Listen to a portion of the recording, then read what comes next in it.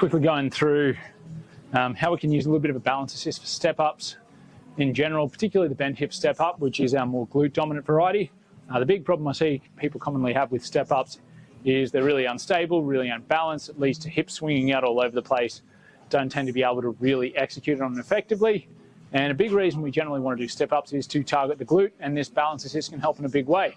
Now, we're going to start off unweighted, but the principles are the same. So what I'd recommend that you do is first, start from the top of the movement. So we don't want to start from the bottom and throw ourselves up. Let's set up the way that we want to be set up. So up nice and tall.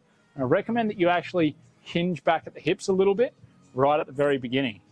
Now, what we want to do with this one is the opposite hand to the working leg is going to be our stability arm. So we're going to lean into the wall, press gently into it. We're not pressing vertically, we're using horizontally here.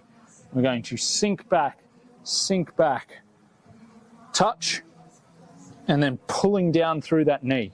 Now, if we want to bias this way more to the glute, we can then reach further back and hinge more at the hip, and that's going to get the glute, where if we want more quad, we keep the foot forward and really bend aggressively through that knee.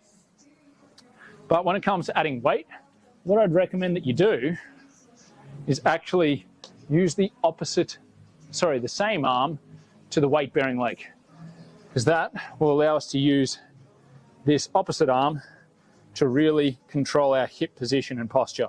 So again, hinging ever so slightly, sink, sink, sink, sink, sink, pause, and press. Sink, sink, sink, sink, sink, pause, and press.